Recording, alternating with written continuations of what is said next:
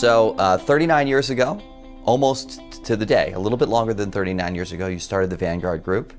Jack Bogle, one of our heroes at the Motley Fool, for so many different reasons, which will come out hopefully in our conversation. I mean, it starts with simplicity and clarity, integrity, and a solution that is transparent in a financial industry that works so hard against those qualities, it seems, many times it seems. So what was life like for you in 1974? Can you paint a little bit of the picture of what Vanguard was then compared to what it is today?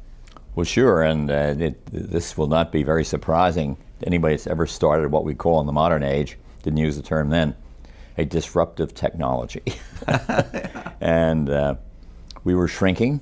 We had about, when we finally broke up the Wellington Management Company into certain operating units and Vanguard took over the administration, we were going downhill. One of the directors said, "Bogle, do you realize we're hemorrhaging?"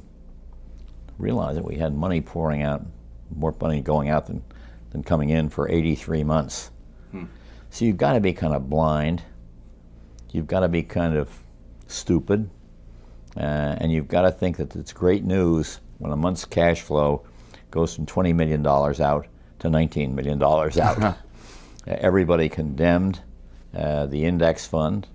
Ned Johnson said, our shareholders would never want a fund with average performance. Mere average. And by the way, that was the year 1976 probably, when all the Fidelity funds had fallen out of bed and they weren't getting anything like average performance, by the way, just for the record. And for whatever that, I don't know, philosophical bent was on his part, nice enough to say, they now have a $150 billion index fund business. So you've seen this huge swing. Help stamp out index funds. Bam, bam, bam, that big Wall Street poster. Everything was negative. The Wellington Fund had been about destroyed by our partners from Boston from an investment standpoint. The fund dropped. That was our kind of the flagship of the Vanguard fleet. Dropped from $2.1 billion to $400 million. The performance was the worst in the industry for any balanced fund. There wasn't a lot of good news around. All the funds that were part of the merger went out of business. Ivest fund finally, funds that people had never heard of. The dustbin of history, we say. A fund called Technivest, using technical market analysis. Yes, Wellington brought out such a fund. And a fund for trustees called Trustees Equity Fund, the first one. And it crumpled like tissue paper in a fire, to pick a metaphor. So everything was bad. You had to know you were right in the long run. You had to know that gross return in the financial markets minus cost equals net return. Pretty smart here. That's the underlying principle. And you also, and I didn't really phrase it this way in those days, Tom, but when you think about it, we're all indexers. Every investor in America is an indexer because 25, 30%, let's call it 25% is indexed, but the other 75% own the index, but one at a time. I mean, that's the total market. And if you have the total stock market fund, you either own it as a unity or you own little chunks of it and somebody else owns the rest. So will the unity, let's call it the unity business of the index fund, do better than the trading business with all these other people that own the index trading with one another and try and outpace them, which of course can't be true. And they pay their little helpers, and therefore they have to lose. So it's all so clear that it is a disruptive technology and that it works. But anytime you try and introduce a new idea, you know, first it'll never work, then it'll work but only for a short time, then the guy's really lucky, and finally, you know, he's right. Do you think during the guy's really lucky phase, or is there a phase in there where it is the guy's a threat and we're going to say whatever we can to confuse people about the solution that he's putting in the market? Well, they can try that, but it's too late for that. It's too late. You know, in the last 5 years, roughly, $400 billion has gone out of actively managed funds, and $600 billion has gone into index funds. It's $1 trillion swing. Just for the equity part of the business is probably around, I don't know, 6 or 7 trillion. It's a huge swing in 5 little years. So the market is responding Even the people that don't like it at all are doing it because the client insists on it. And part of the insistence has gone in the wrong direction, and that is we have the ETF, which is a way of trading the index fund all day long in real time. What kind of a nut would do that? Well, there are a lot of nuts out there, though, right? I mean, even though there's been a tremendous growth in index fund assets, simultaneously there's been a complete diminishment of long-term investment as a principle that is both adhered to by individuals, by professionals, covered in the financial media that way. The average holding period for a stock or a fund or the holdings within an actively managed fund is turnover ratio is north of 100%. Used to be. It's actually much higher than that when you look at the cost of it, because that's the lesser of portfolio sales and purchases that you count as the amount of turnover and then divided into the assets of the fund. And the fact is, whether it's more or less or even the same, you've got those two sets of transactions. You take money out of a stock, that costs money, and you put money back into another stock, and that costs money. So the costs are very, very high. The unit costs, in fairness, costs for trading a share used to maybe 30 cents, 25 cents in the old days, and now they're probably less than a penny. But if you're trading, I don't know, is there anything good about trading, in your opinion? Well, yeah, I think the market needs a certain amount of liquidity, and I accept that. But how much liquidity do we need? Do we really need the market to turn over 250% a year? Well, I grew up in this business. There wasn't a liquidity problem, and the turnover was 25% a year. So I've been known to say, you'll like this expression, taking on or copying Samuel Johnson on what he said about patriotism. Liquidity is the last refuge of the scoundrel. And the scoundrel is transacting that frequently because what's motivating them? It's human nature and they're blind to what they're doing, or there's a built-in conflict of interest that's causing a professional to transact either in their retail client accounts or for reasons inside their fund? Well, first, there's a lot of ego out there. Even someone you know has a pretty big ego, but he doesn't use it on saying I'm smarter than other investors. But we all think we're smarter than the other guy. We all think we're better drivers. Sometimes I think we all think we're better lovers. I don't know about that. But, we're all average. We know that. And have to be and will be. And no Lake Wobegon here in the investment business. And then we have this massive marketing machine of paid salesmen who can always beat the index. Because if you've got a universe of 500 funds and someone says, the index, I want the index because it does better, your problem is you're looking at the average fund. I will give you a fund that's above average. And it's always easy to do, very easy to do. For some period, for some fund, it's the easiest thing in the world to do. So the sales machine, and they have conviction they're doing the right thing, but they've got to know deep down they're not doing the right thing. And now, there have to be some that you believe are doing the right thing on the active management side. There have to be some investors that you've encountered over time that you think it's admirable what they're doing, and actually the results, so insofar as we can draw a conclusion off of a single sample of one person's lifetime, appear to be above average, sustainably. Well, I'm not sure above average is quite the standard, and that's a really tough standard to meet. But you can do a perfectly good job, and the managers I like, and I don't hesitate to say who they are. You can look at Dodge and Cox, and you can look at what the hell's the name of that place, Mike, down there?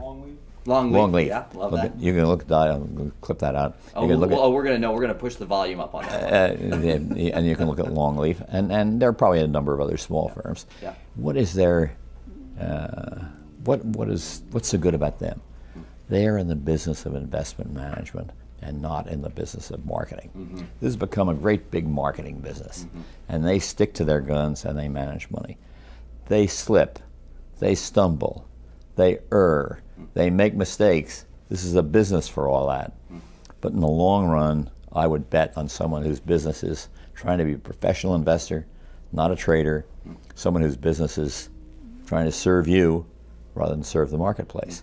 So there aren't a lot of them, And you know, I don't want to put a curse on them because they'll get too big and they won't be able to do it anymore. And that's that's a little one of the great secrets of this business, and that is if you're really good for a long enough time, you draw an awful lot of money, and then you can't be good anymore. Too big to succeed. Too big to succeed, or as Warren Buffett says, a fat wallet is the enemy of superior returns. And of course it is. So if you can get someone that can give an index a good run for its money, I wouldn't say you're going to do a lot better. I don't think they would say you're going to do a lot better. But it's a good alternative because you don't have all this infinite number of choices. You know, I think Longleaf probably runs, let me say, 4 or 5 funds. Dodge and Cox runs 5, I think.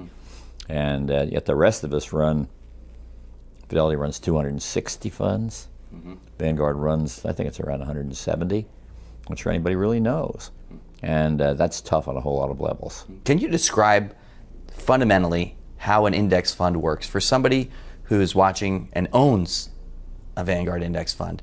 How does the process work behind the scenes? Is it 5 robots, three monkeys, and a bunch of data, or are there human choices that are going into the index? Well, first you can match the index in a very casual way.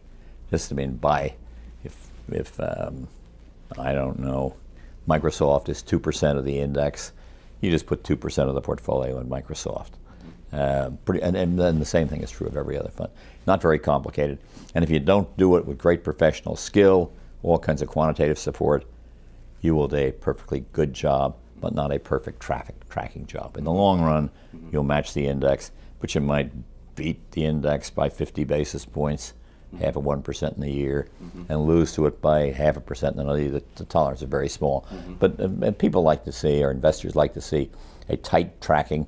And so you do all these quantitative things. They're definitely call for quantitative mathematical skills, particularly when there are additions to the index or subtractions. That happens more in the Standard & Poor's 500 than in the total stock market. But it's a very simple thing conceptually, but to do it with something that approaches perfection is just what you say, a lot of quantitative people hidden behind the walls. If we take the concept of too big to succeed and apply it to capitalization weighted index fund, isn't that a bad idea? Wouldn't it be better to set the index fund up on a different set of criteria rather than weighting it by capitalization? Aren't we buying the largest companies and the most successful companies which have the smallest future market opportunity and underweighting the small, potentially upstart, disruptive future vanguards? Well, you're saying that cap weighting indexes give you a flawed index in effect. And I guess my first comment would be, since such an index beats the heck out of money managers, what kind of trouble would we be in if there were a perfect index? So, and then I'd also say, much more importantly than that, and that is, if the idea of indexing, as Paul Samuelson described it when he wrote the foreword to my first book, was you will get better returns than your neighbors and sleep better than your neighbors. And your neighbors own the capitalization weighted index. Now, will a value weighted index do better? Will a dividend weighted index do better? Probably it will do better some of the time. I do not believe it will do better in the long run. That remains to be seen. But when you think about it, if, let's say, fundamental indexing, whatever that means exactly, but a weighting by some company, corporation data rather than by market price, still owns essentially all the stocks that the S&P 500 owns, which is somewhat different weights. Not huge, but somewhat different weights. So they may do better, they may do worse. But if they continue to do better, well, what will happen? Everybody will take their money out of the market-weighted index and put it into the value-weighted index, and then the opportunity will vanish. That's the way the markets work. I don't think it's going to work, and I don't think that it's worthwhile to add that risk. You know, I know what I can get. I can do better than my neighbors. I can own the whole market. That's a little beyond the S&P, but it's a perfectly good way of looking at it. Do better than my neighbors, and should I give that, let's call it certainty of relative return, up for the uncertainty of whether one of these schemes that's out there, equal weighting, value weighting, dividend weighting, fundamental weighting, all kinds of weighting. I kind of feel like equal weighting is not would be a smart, but I guess time will tell whether that plays out. It works sometimes. I mean, we had data going back forever, but don't let the past data impress you. You know, when people start actually doing these things, you know this from your own experience, that what comes out of the lab is seldom reflected in the real world. How many mutual funds of an index variety, let's say somebody's indexing entirely, how many funds should they own as an individual? What's too many and what's too few? Well, you can certainly do it with one. And that would be something like the Vanguard Balanced Index Fund. It's 60% total stock market, 40% total bond market, both U.S. And that's fine. So a person out there could simplify their lives, make sure they're paying off all their high interest debt, it's gone, they're saving a portion of their salary each year, and they're putting it all in the Vanguard Balanced Index Fund. Right. And that three-step approach is going to improve the outcomes for the majority of investors out there, number one, and you think it's completely reasonable to put it all in a single fund? Well, there are obviously a lot of nuances here, and one of them is if you're younger, I would think you'd want to be 80 or 85% equities. Okay, yeah. And if you're older, I would think, although interest rates are so terrible today, you have to rethink all these things as the markets change. But older, maybe 25% equities and 75% bonds, something like that. And this is kind of an age-based. Your bond position should equal your age, but that's a rule of thumb.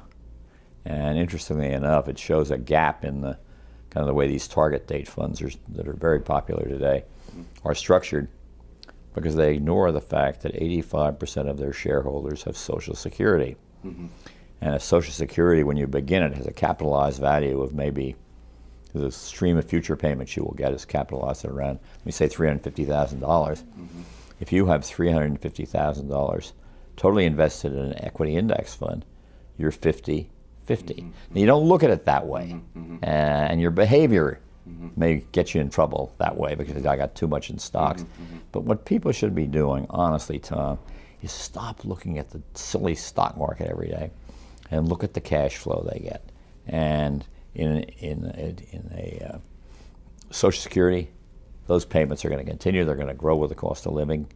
I'm certain, as certain as I can be, the Social Security will be repaired simply because it has to be. And I don't think its future is in doubt. If we can just wake up a few of those people down in the nation's capital.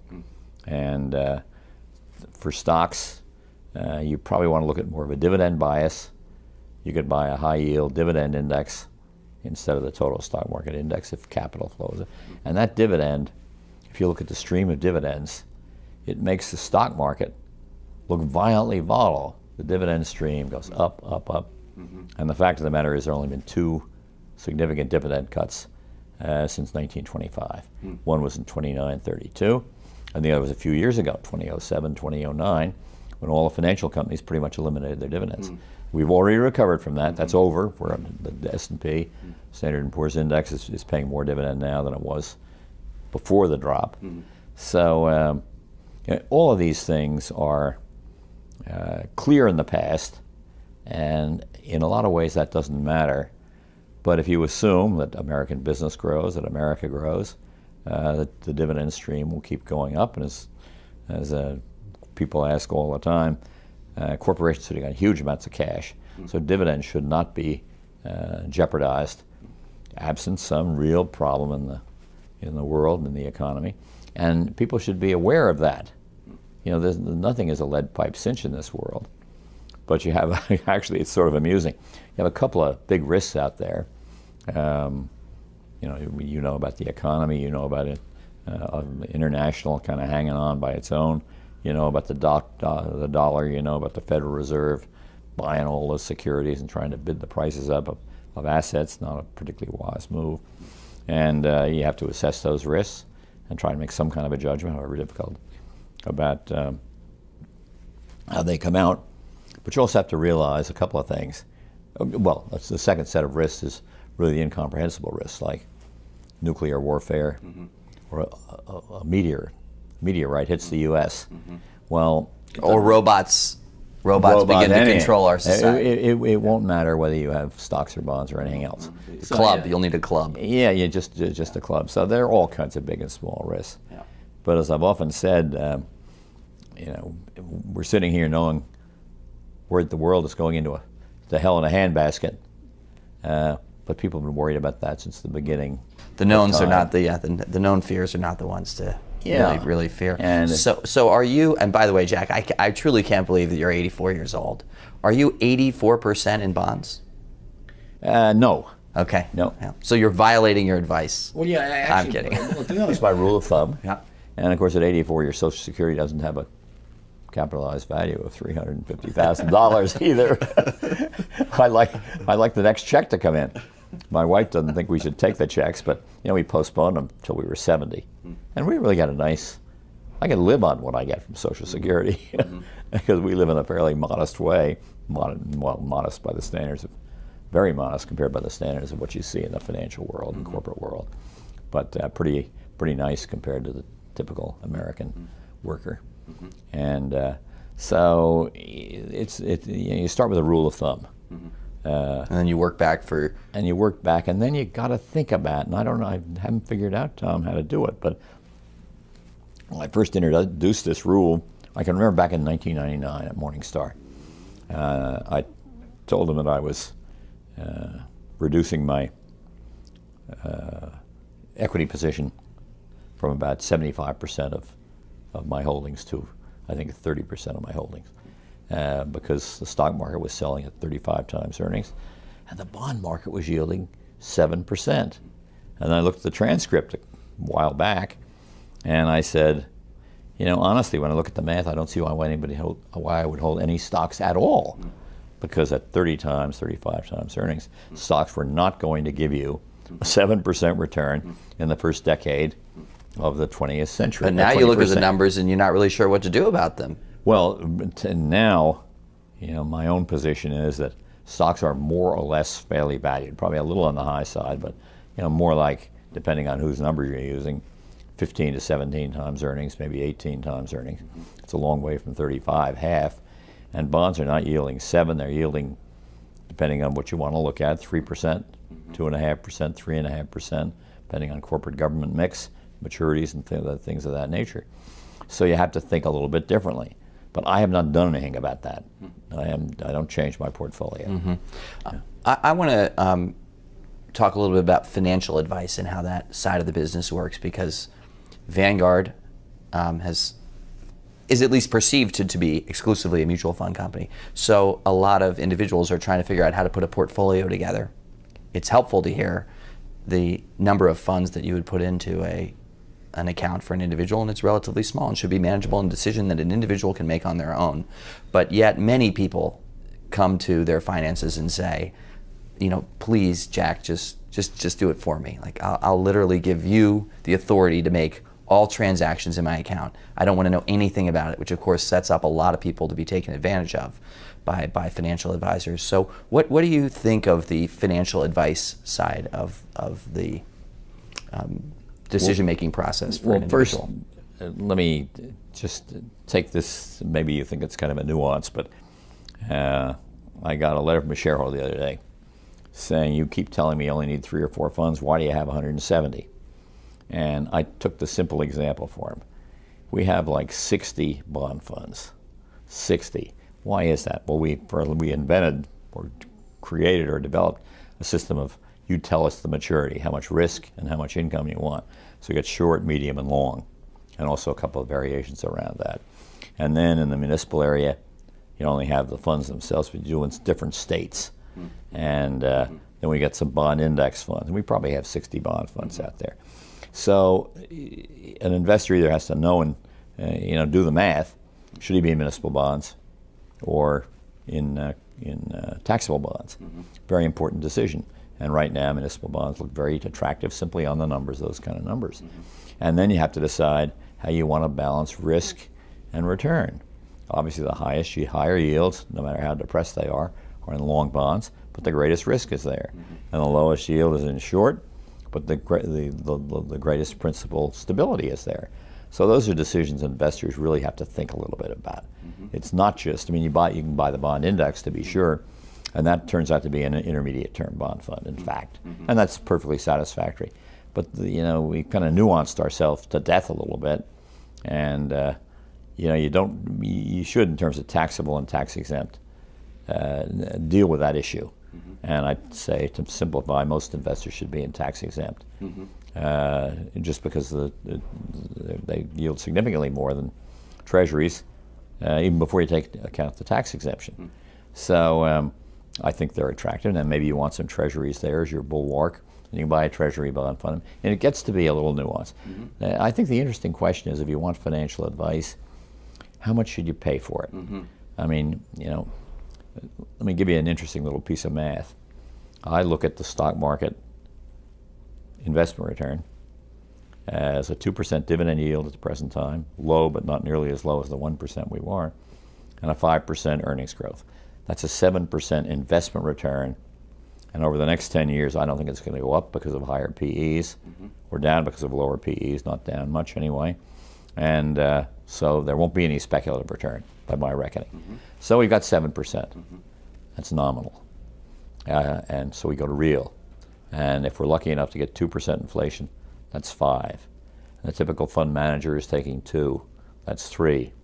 And if you give a 1% to an investment advisor, that's a third of 3, and you're down to 2. And if you're a fund picker, you lose around 2% by jumping on the latest bandwagon. And 2% minus 2 is a number that I won't recalculate for your audience. Well, it's a reminder of Warren Buffett saying that the financial services industry is an extractive. Sure. The economists call it rent-seeking industry. Of course it is. It has to be. And it has to shrink. It has to get its costs down. The trading volume has to come down. And a lot of mutual funds are going to have to fight. They're going to be cash cows. The big mutual fund companies are fantabulously profitable. And they can't change what they're doing and do what we do, because they would not be profitable to their owners. Either financial conglomerates, or all those partners at Capital Group, or the Johnson family up at Fidelity. I mean, their wealth is like $20 billion or something, putting the family all together. They've done great in this business. Whether their shareholders have done great is the question that interests me. That's where we should be focused. And the financial conglomerates, the same thing. They basically tried to destroy this industry. They own 40 of the 50 largest fund groups are publicly held, and most of 30 of them by financial conglomerates. And think about buying a fund that's run by a financial conglomerate. Why did they buy their way into this industry? And why are there more funds? The Golconda. They wanted to jump on the wealth bandwagon of managing money. And they will accomplish that whether by hook or by crook. If their return capital threshold is 15%, and they pay $1 billion for a mutual fund company, they're going to have to take out $150 million a year, and it's easy. All kinds of things you can do to make it. You're a fan of capitalism.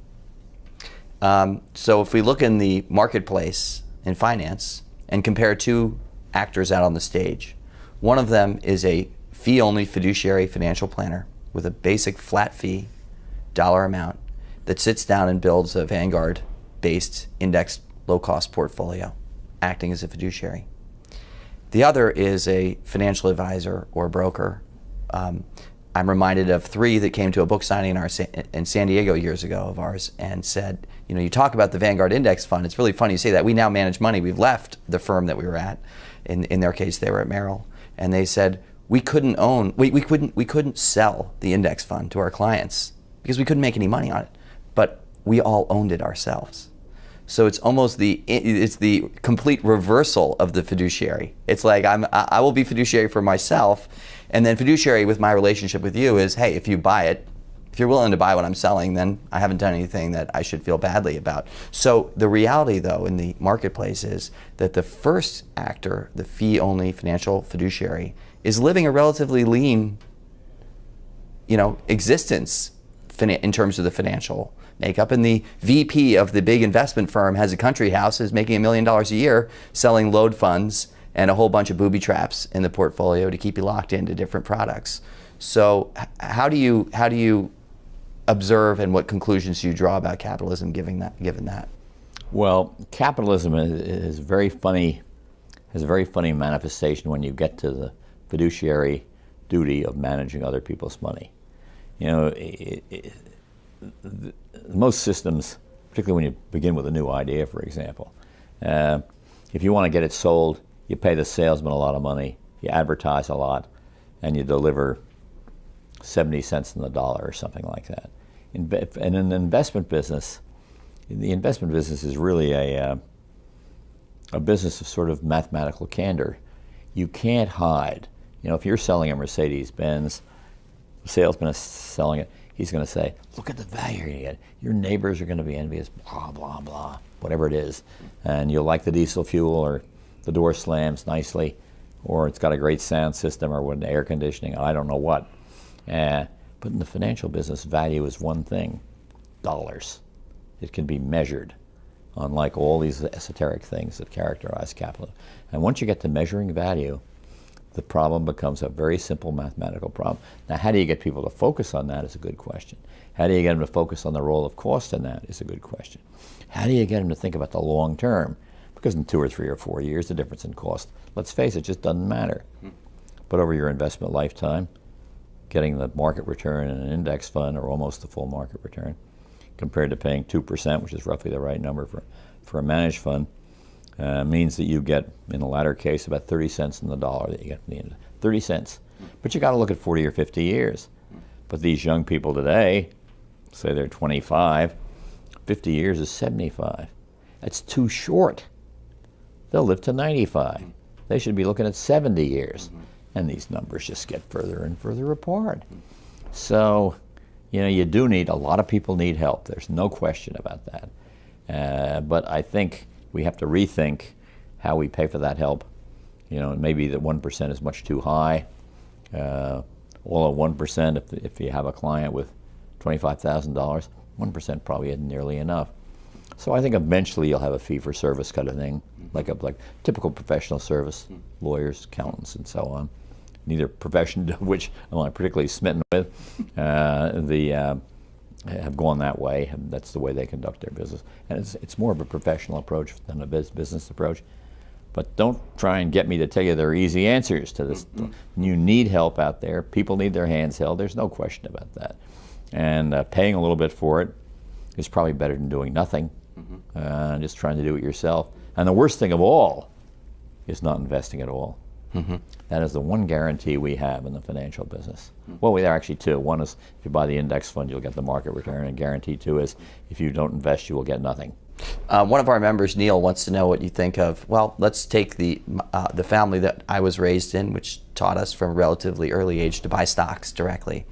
I'll make the argument on behalf of it, and then Neil wants to know what you think of that argument, where you see strengths and weaknesses to it, and feel free to knock it down entirely. You'll just be knocking my whole life to the ground if you do. Would I really be doing that? No. So we were raised in a family and taught to invest in stocks.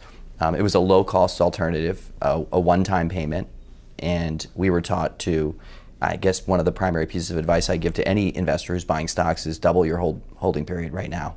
And if you want to do it right after you've done that, it's great, double it again, because just as with a great fund, a great business should be held over at least 5 years to really see the value of that organization play out in the marketplace. So we were taught to buy stocks, the low-cost, one-time transaction, find the great businesses with a great leader who's Howard Schultz has been in Starbucks, you know, John Mackey at Whole Foods. These businesses have compounded incredible returns since they came public 20 years ago. And, you know, hitch your wagon to the stars of these really great, often consumer-facing businesses that we can follow. Have to do a lot of numerical work and valuation, et cetera. But that's how we've been building our portfolios in our family. And so our perspective is, and Neil wants to know, what do you as a, when is it appropriate in your opinion for an individual to buy stocks? Is there a level of expertise or interest, an amount of time you should have, or capital, or it should be a side frivolity in a base portfolio of index funds, et cetera? That last sentence captures it best, and that is, you should have a serious money account I might even call it a boring money account, where you put money in the stock market index fund and balance it out a little bit with some bonds, depending on age and so on, and don't look at it. Don't look at it for 50 years. Don't peek. But when you retire, open the envelope. Be sure a doctor is nearby to revive you. You'll go into a dead faint. You can't believe there's that much money in the world. And that's where we fool ourselves. So that's a serious money, boring money account. We have a gambling culture here in this country. Maybe every country does. You see it in its finest manifestation, or maybe I should say worst manifestation, in the lottery, state lottery. Las Vegas contributes its share. The races contribute their share, the track, and all these are just gambling, where a whole lot of people bet their money, and a whole lot of people take their money out, and the croupier wins. The house wins. 3 to 20% of whatever has been bet. It is. You put $1 in, you're gonna lose. So I'd say have a funny if you have the gambling instinct, and most people do. At least start off. I mean, I'd say start off with an index fund, period. And for 5 years, don't do anything else.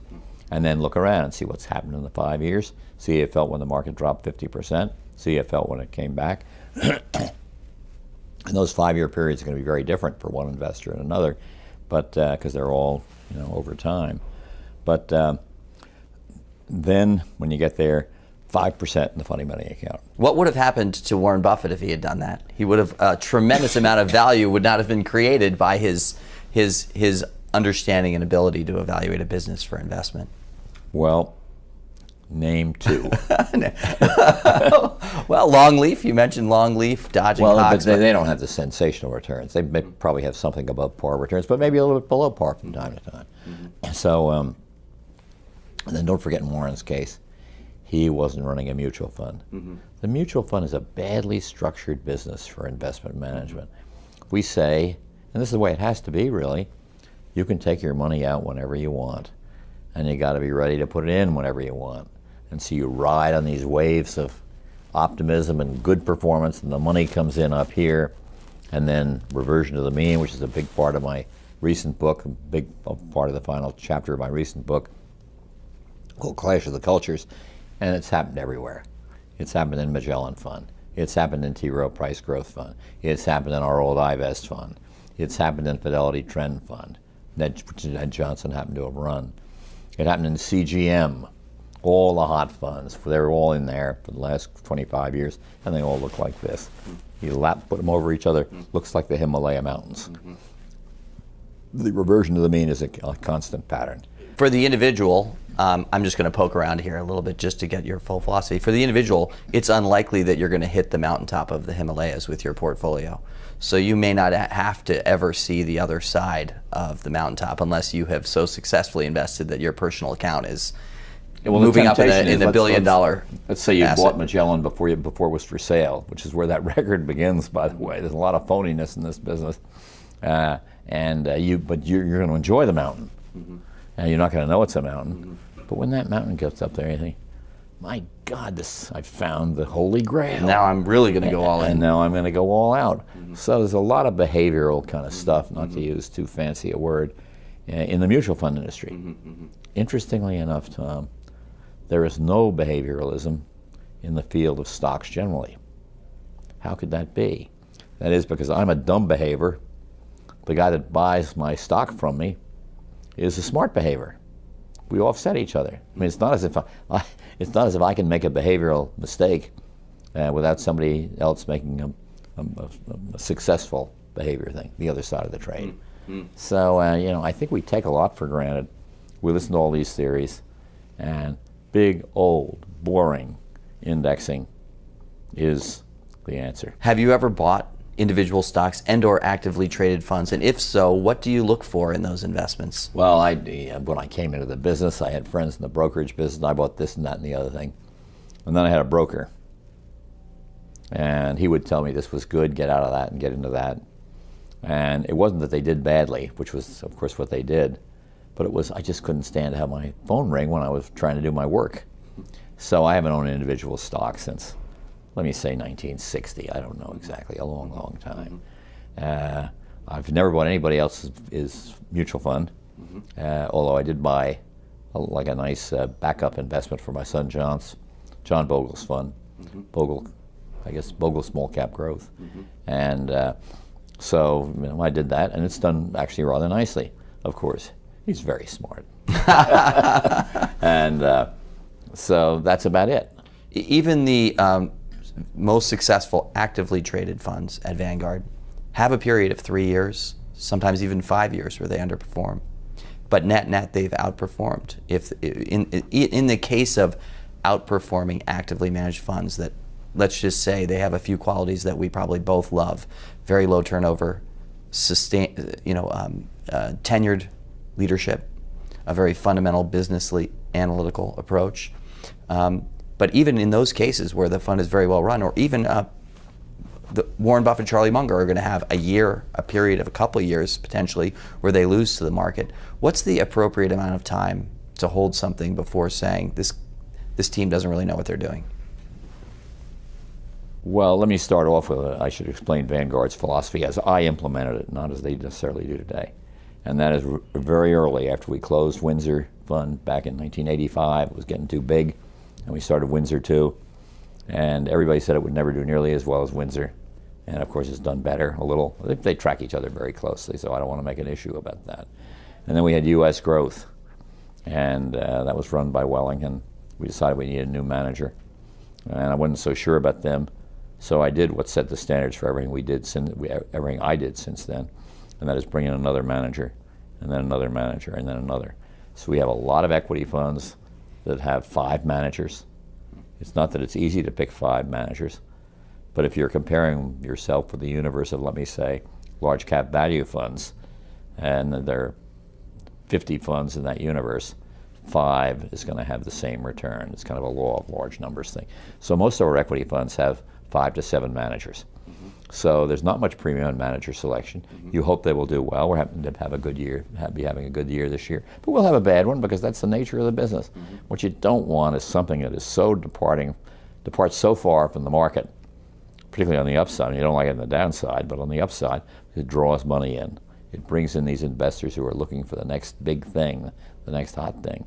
So, and we win by about 1.5 points a year on average, not because we pick better managers, because we have very low operating costs, our expense ratio.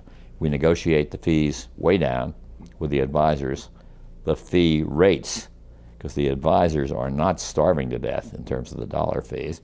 And then we've looked, as you said, for long-term managers with lower turnover, and then we had no loads. So if you look at all those numbers, if we're good enough to be average, or lucky enough to be average, we win by about 1.5 points a year, which is 20% over 10 years. And I always thought that was quite good enough. Awesome. Is there ever, just a few more questions, is there ever a situation that you can imagine where an individual should own a load fund?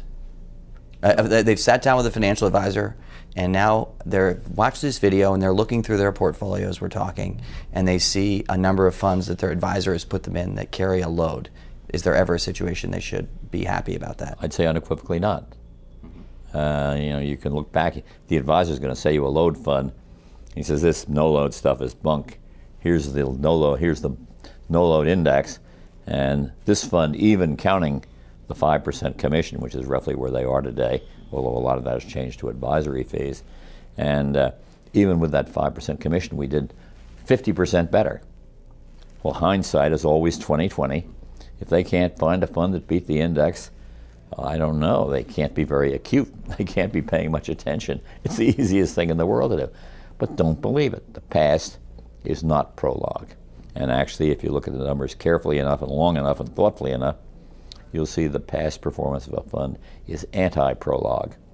The better it is in the past, the more the regression to the mean is going to be, the greater that's going to be in the future. Do you believe that we will have a unified fiduciary standard or not? Are you optimistic about that? Maybe explain. I mean, I think we've explained what it is for some. Well, let me just say this. The issue is a very narrow issue at the moment, and that is the fiduciary standard for people who are selling funds, investment advisors, fee-only investment advisors, stockbrokers, things like that. It's a firing line level. I think we are making a very big mistake. I've written to the SEC 3 times about this, And that is the biggest problem of the fiduciary side is on the fund manager side. And we need a federal standard of fiduciary duty for fund managers. And if you look at what's going on at the Labor Department, and I've talked to them down there about this, you looked at the fiduciary duty for the corporation and for the evaluator and for this one and that one, but no fiduciary duty for the guy where you really need the fiduciary duty, the fund manager. So we do need fiduciary duty. That would tend to get us out of this morass we're in of short-term trading, of high costs, of speculation versus long-term investment, because it's the antithesis of trading. And it would probably eliminate the conflict of interest that is obvious if your fiduciary has two sets of fiduciary duties. One is fiduciary duty to the mutual funds, and the other is fiduciary duty to the shareholders of his publicly held company or publicly held conglomerate. That fiduciary duty is, those two fiduciary duties are in direct conflict. And so we, of course, quote the Bible. No man can serve two masters. And then we add to that what Matthew said right after that, or Matthew quoted the Lord as saying right after that, I suppose. And that is, for he will hate the one and love the other. Now, in this business, who pays the portfolio managers? Who makes all the money? Who has all the public stockholders? The manager gets all the love. And I won't say they hate the shareholders, I wouldn't say that at all, but they love the managers more.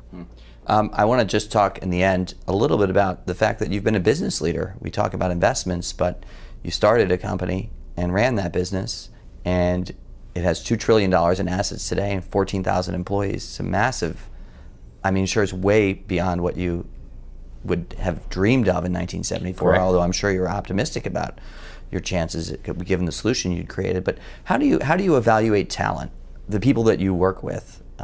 You know, what were some of the cultural features of Vanguard during your leadership?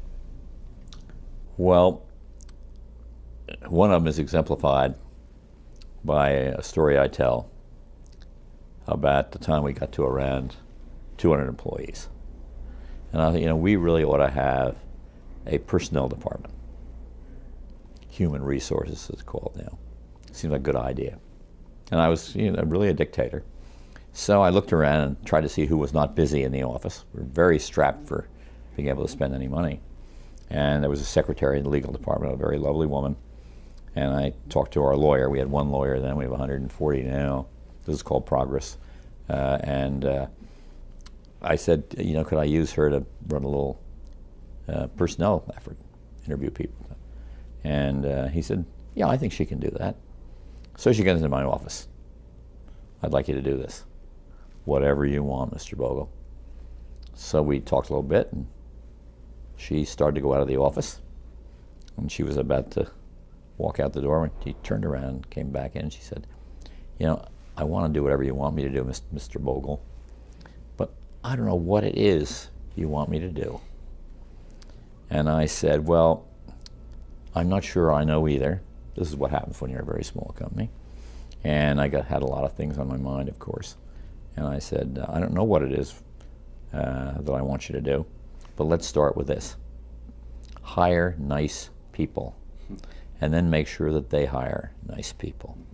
And that's the best I can do on this. You know, most of the jobs at Vanguard, some of the technology jobs require a whole lot of professional skill. Most jobs can be done by intelligent human beings with a little experience and a motivation to do them. So I look at Vanguard as not being some, you know, can we hire the best and the brightest? I mean, that's a big universe, and we probably have our share of them. But you try and get people that you can work with, that can work well with others. They're going to maybe try and not make the same mistakes you did.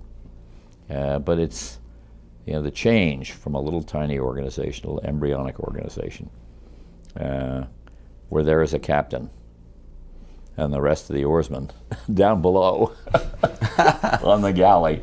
That's obviously oversimplified.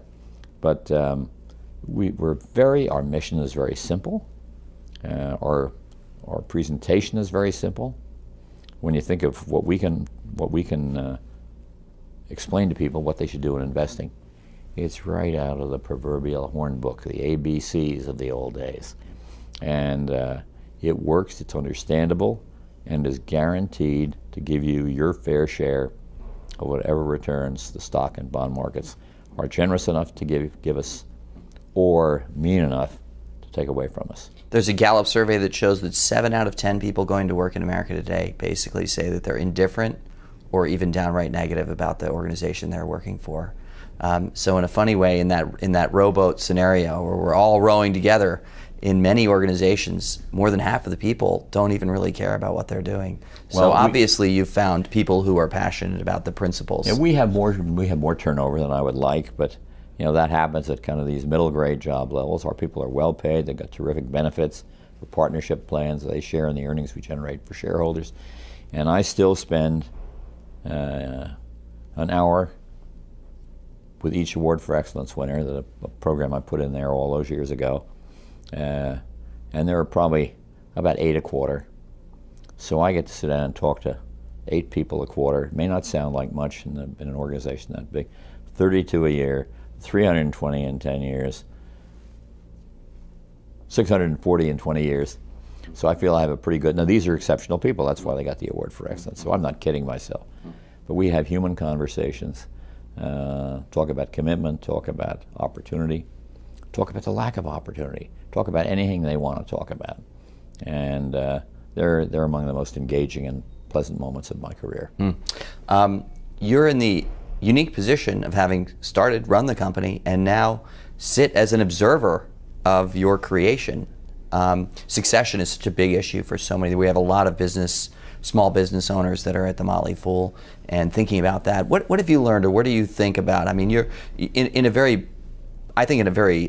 I find it to be a great thing that you have minor lovers' quarrels with things that are happening at the company that you created, which I think is intellectually stimulating, must be for you and for the organization to think. And so how is that experience for you? Well, it's difficult. Let me be honest about it. It's difficult. I've had to fall back. The company is not particularly smitten with my directness and outspokenness in my books. So people don't like criticism, generally speaking, but I'm just trying to tell it the way I see it. And I'd say my book, The Clash of the Cultures, almost entirely reads like a great big commercial for Vanguard, but there's some things they don't like in there. Talking about the Wellington Fund fee increase, which I believe was unjustified. Talking about our proxy voting policies. Talking about possibility of having a transaction tax, and a bunch of other things that are similar to that. And so I finally had to develop a response. And when someone says, well, I understand you disagree with Vanguard at that point, I said, absolutely not. I would never disagree with Vanguard. Vanguard disagrees with me. So, and it's their right. So you're optimistic about what Vanguard will become over the next 100 years? Where you are, I mean, you have to be optimistic. I mean, there are risks out there. Will they ever try and demutualize the company? That has happened in a lot of places. I don't think it can happen there, but anything can happen in this world when you get human beings involved.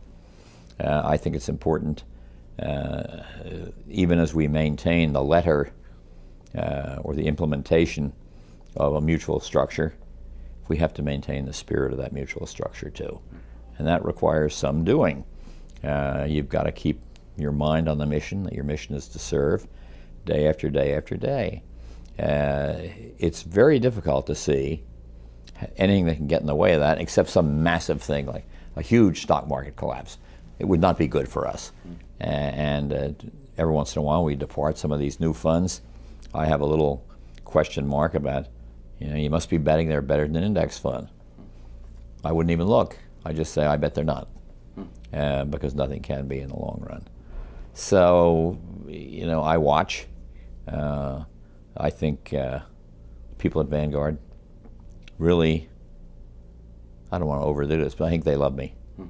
I'm a normal human being, more or less normal anyway, and I'm straightforward. They can identify with that, and even the people that have been there for a very short period of time seem to know who I am. It's total authenticity, which means sometimes we'll agree, sometimes we won't agree. Yeah. It's a member of ours named Vicky was bringing up the importance of skin in the game. You've had skin in the game with the business and have your capital with the Vanguard funds to this day. Mm-hmm. So the mix of those qualities, even though it may lead to some public disagreement, is overall a benefit to both the organization, to you, and to the outcome for the customers of that. Yeah, I really don't care who benefits or who doesn't benefit. I have to tell it as I see it. Mm-hmm. And I've been able to do that for a long, long time. It was key to Vanguard's, well, actually Vanguard going into business. You know, you walk a road that you think is the right road. You walk it as straight as you can. You'd be as honest as you can. I've gotten so, I find confessing my mistakes, which the number in my career, well, I don't even want to get into hundreds, thousands, I don't know how many I've made, infinite maybe numbers of career. It's kind of liberating to say, I really blew that one. Mm-hmm. And I blew a lot of stuff.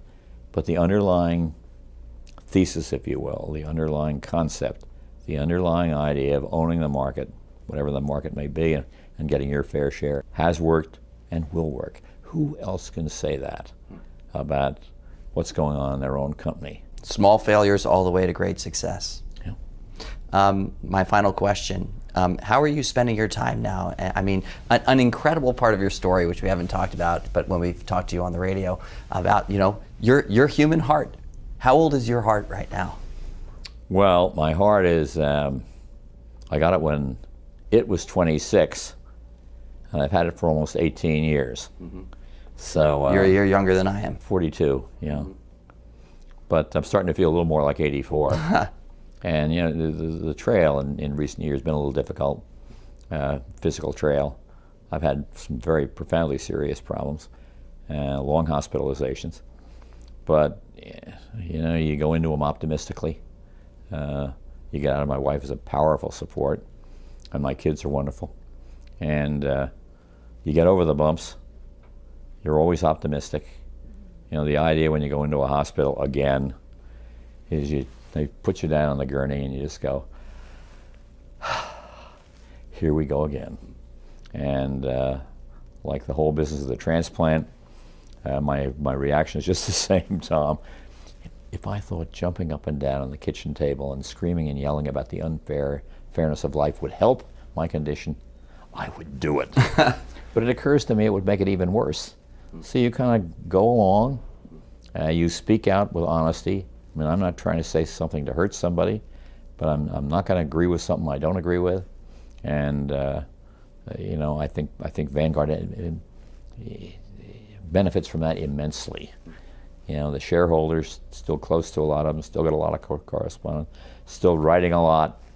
I have an article about to come out in the Journal of Portfolio Management, another article about to come out in the Financial Analyst Journal. I'll forward to a book about Paul Cabot, one of the founders of the industry. I wrote the forward to. And a book about John Maynard Keynes, published by, I think it's Oxford University Press, and which I write the final chapter called Adam Smith and Capitalism.